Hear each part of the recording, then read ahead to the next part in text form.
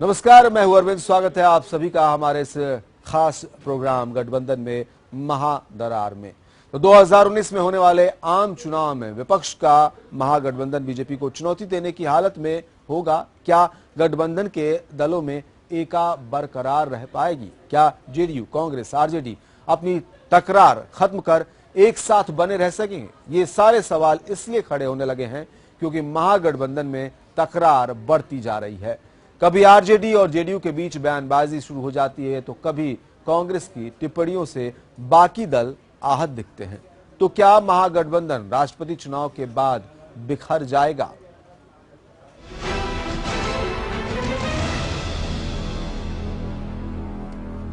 तो जेडीयू अध्यक्ष और बिहार के मुख्यमंत्री नीतीश कुमार ने कांग्रेस पर लगाए गए आरोपों पर अपनी सफाई पेश की है।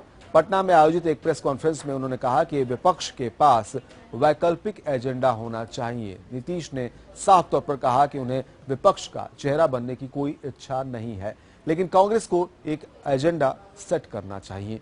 नीतीश कुमार के कांग्रेस पर इस हमले से महागठबंधन के भविष्य पर सवाल उठने लगे हैं। महागठबंधन में सब कुछ ठीक नहीं चल रहा। अब नीतीश कुमार ने खुलकर कांग्रेस पर हमला बोला है। उन्होंने कहा कि लगातार वो इस बात की वकालत करते रहे हैं कि विपक्षी एकता ही नहीं बल्कि वैकल्पिक एजेंडा तय होना चाहिए। हमारा एजेंडा क्या है, जनता के सामने रखना चाहिए, तभी वो प्रभावकारी होगा। सिर्फ एकता की बात करने से काम नहीं चलता। राष्ट्रीय स्तर पर सिर्फ गठबंधन बनाने से कुछ नहीं होगा। हम लगातार इस बात की वकालत करते रहे हैं, सिर्फ विपक्षी एकता नहीं बल्कि एक अल्टरनेटिव नैरेटिव भी होना चाहिए, एजेंडा तय होना चाहिए। वैकल्पिक क्या हमारा एजेंडा है, इसको लेकर हमें अपनी बात जनता के समक्ष रखनी चाहिए। अकेले सिर्फ हम एकता की बात करें या चेहरा की बात करें तो वह उतना इफेक्टिव नहीं होगा जितना इफेक्टिव एक आप अल्टरनेटिव वैकल्पिक एजेंडा के साथ चले। उन्होंने कांग्रेस पर जमकर हमला बोला और कहा कि जहां तक राष्ट्रपति चुनाव की बात है तो अलग अलग पार्टी के अलग अलग विचार होते हैं। हमारा विचार उनसे अलग था। उन्होंने कहा कि राष्ट्रपति चुनाव के मामले को इस कदर तूल दिया गया कि किसानों का मुद्दा पीछे छूट गया है। इस मुद्दे को पीछे नहीं छूटना चाहिए था। नीतीश ने स्पष्ट किया कि हमारा असल उद्देश्य वादों को लागू करना है और उन्हें प्रधानमंत्री पद की कोई लालसा नहीं है, न ही वो खुद को इसके लिए परफेक्ट मानते हैं। I am not the face of opposition for 219, neither I can be. मुझ में न वो क्षमता है न मेरे मन में वो एस्पिरेशन है। अच्छा, आज तक आप देखें जिसका नाम चलता हो कभी जाता है। नीतीश कुमार ने कांग्रेस से साफ शब्दों में कहा कि वो किसी के पिछलग्गू नहीं है। रविवार को पटना में राज्य कार्यकारिणी के सदस्यों को संबोधित करते हुए उन्होंने कहा कि कोई गलतफहमी न रहे कि वे किसी के पिछलग्गू हैं। वे सहयोगी हैं और सहयोगी की तरह रहेंगे। नीतीश कुमार ने कांग्रेस के नेताओं से साफ शब्दों में कहा कि खुशामद करना उनकी फितरत में शामिल नहीं है। अब बीजेपी और कांग्रेस नीतीश पर निशाना साध रहे हैं।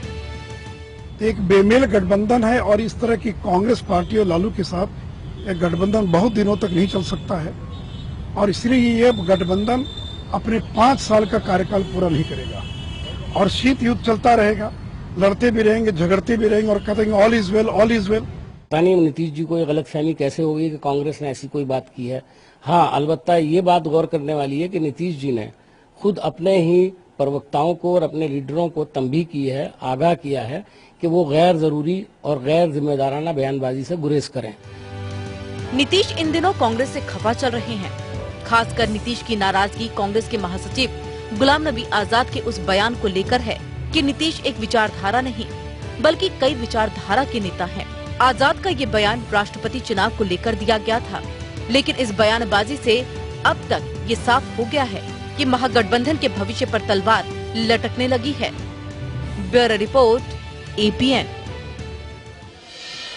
और महागठबंधन के भविष्य को लेकर एपीएन ने बात की जेडीयू नेता अली अनवर से।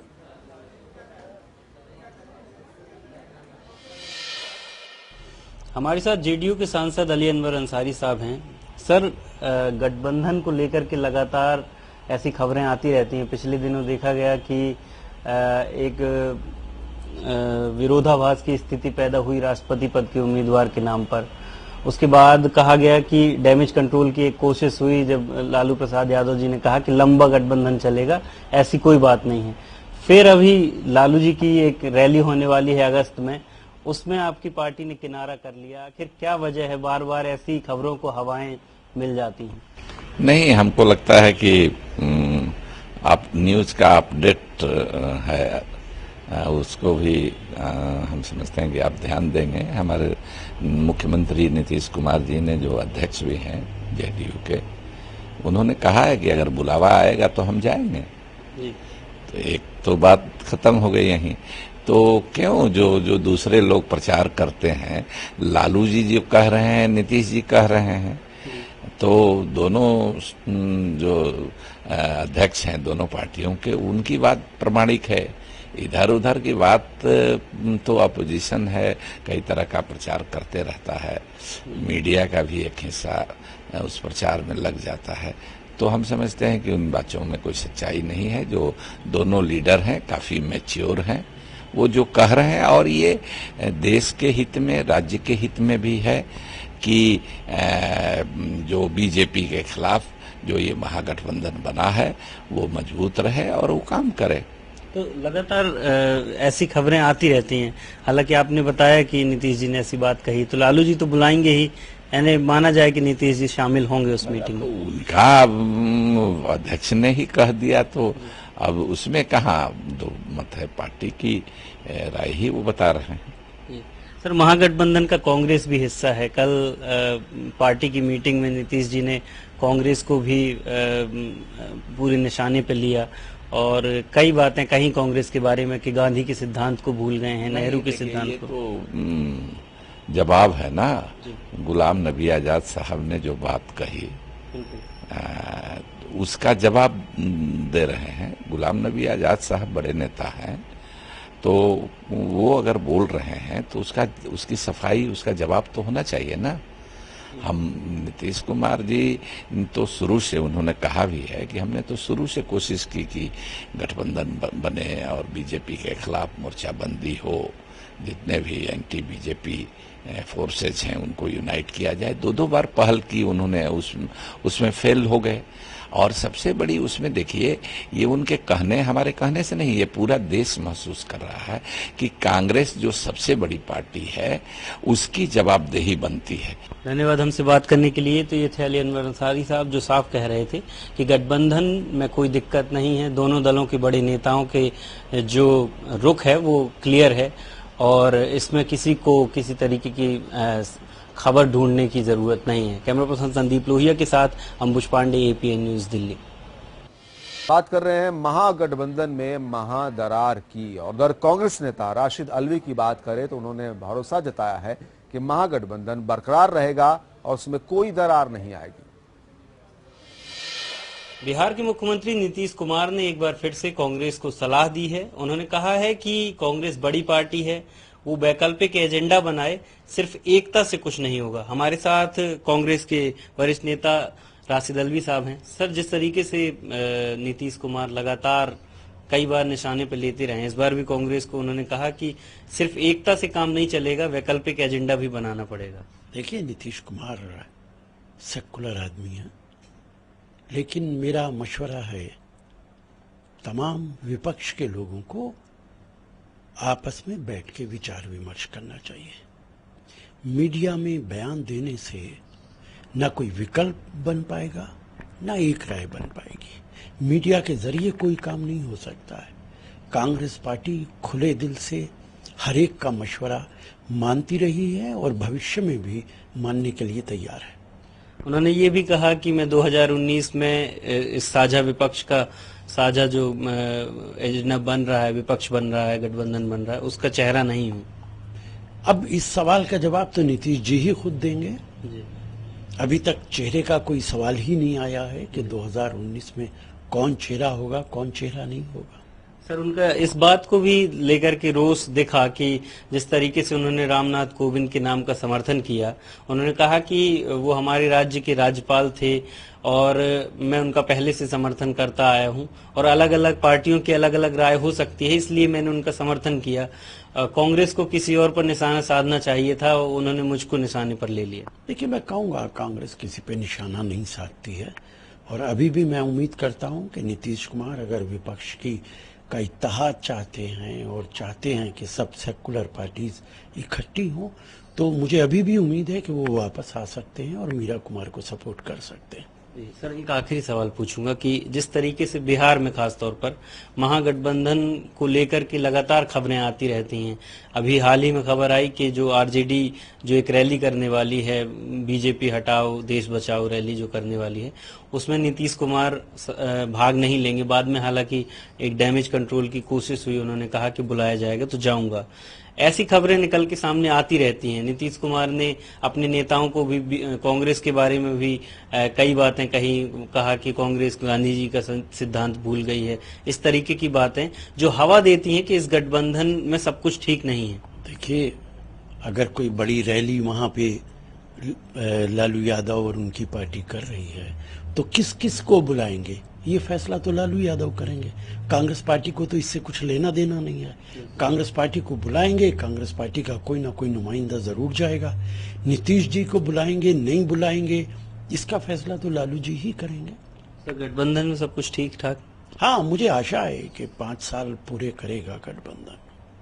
धन्यवाद हमसे बात करने के लिए। तो ये थे राशिद अल्वी साहब जो कह रहे थे कि महागठबंधन में सब कुछ ठीक ठाक है और विपक्ष को मीडिया में, नीतीश कुमार जैसे नेताओं को मीडिया में बयानबाजी से ज्यादा विपक्ष में बैठ करके एजेंडे पर बात करनी चाहिए। कैमरा पर्सन संदीप लोहिया के साथ अंबुज पांडे, एपीएन न्यूज, दिल्ली।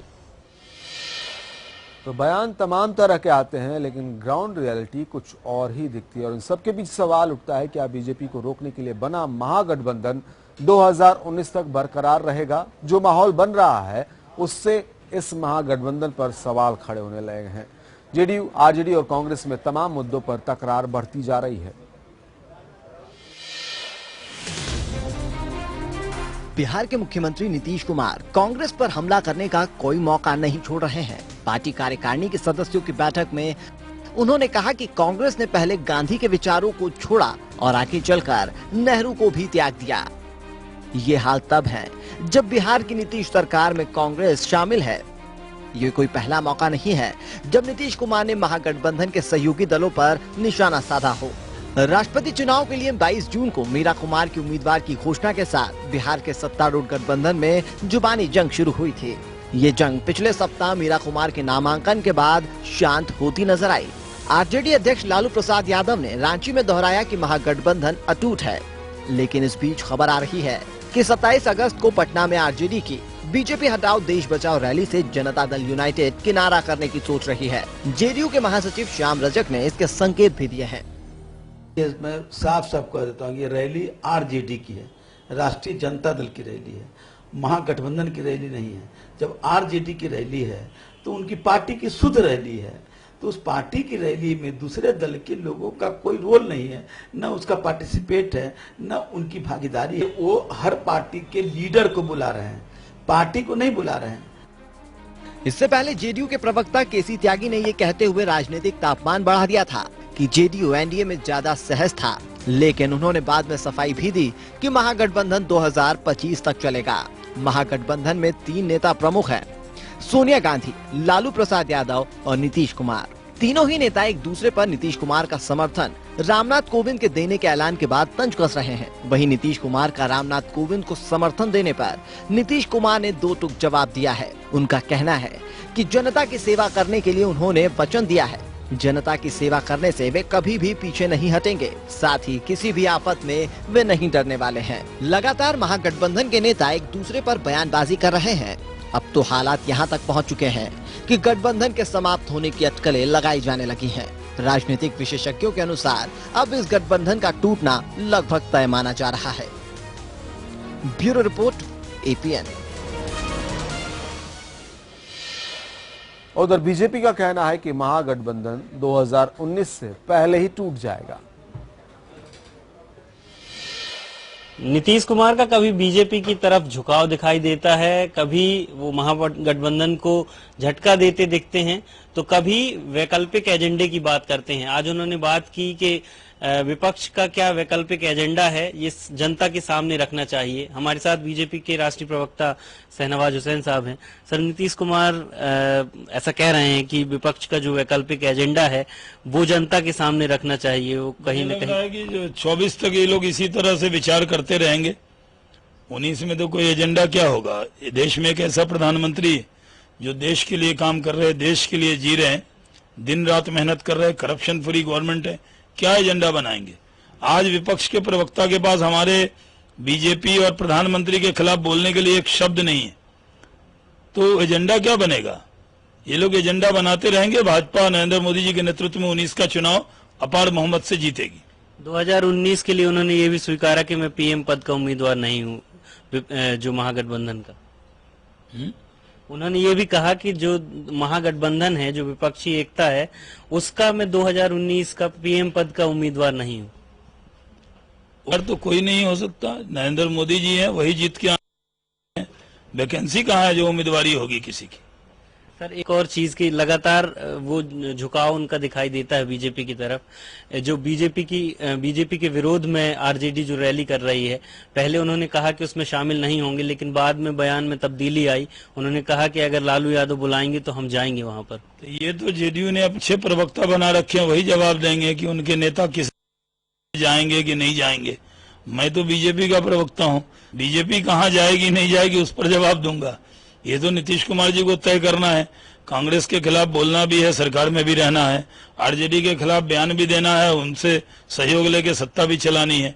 तो ये तो उनकी सुविधा का सवाल है, उसमें बीजेपी क्या कहेगी, उनको तय करना है कि आरजेडी और इतना लाखों करोड़ का करप्शन का इल्जाम जिस पार्टी पे कांग्रेस को हो, वो पार्टी और आरजेडी उनके साथ हुकूमत में है, तो वो उनको तय करना है। इसमें बीजेपी को कुछ नहीं तय करना है। सर, एक आखिरी सवाल कि जिसको अमेरिका अंतर्राष्ट्रीय आतंकी घोषित कर चुका है, सलाउद्दीन, हालांकि उसको पाकिस्तान बचाव करता रहा, लेकिन वो पाकिस्तानी मीडिया में, पाकिस्तानी टीवी चैनल पर साफ तौर पर ये कहता दिखा कि हम ही हैं जो भारत पर आतंक के बीज बो रहे हैं। देखिए, सलाउद्दीन का बयान कबूलनामा है, पूरी तरह ये मानना चाहिए कि वो अंतर्राष्ट्रीय आतंकवादी है, पाकिस्तान उसको पाल पोस रहा है, इसका जवाब मिलना चाहिए। अमेरिका को पाकिस्तान पर दबाव बनाना चाहिए, सलाउद्दीन को भारत के हवाले करना चाहिए, तब पता लगेगा को आतंक मचाने का हल क्या होता है और नतीजा क्या मिलता है। अंतर्राष्ट्रीय दबाव और बढ़ाएगा पाकिस्तान पर अब भारत। हमने तो बढ़ा ही रखा है अंतर्राष्ट्रीय दबाव पाकिस्तान पर। पाकिस्तान के हर मर्ज का इलाज होगा, उसके हर सवाल का जवाब नरेंद्र मोदी जी के पास है, वो दे रहे हैं। तो ये थे शहनवाज हुसैन साहब, जो महागठबंधन पर भी बोल रहे थे, और सलाउद्दीन को भी उन्होंने सलाह दी कि अगर वो भारत के सेना के हाथ में आएगा तब उसे पता चलेगा कि उसका दमखम कितना है। कैमरा पर्सन संदीप लोहिया के साथ अम्बुज पांडे, एपीएन न्यूज, दिल्ली। उस महागठबंधन से जुड़े लोग अपनी बात रख रहे हैं, विपक्ष अपनी बात कह रहा है, लेकिन ग्राउंड रियलिटी क्या है, किस तरह से गठबंधन आगे बढ़ रहा है, उसके सारे पहलू, सारी परतें आपके सामने हमने रखी। हमारे इस खास प्रोग्राम में फिलहाल इतना ही। एक छोटा सा ब्रेक के बाद भी खबरें जारी हैं। आप जुड़े रहिए एपीएन के साथ।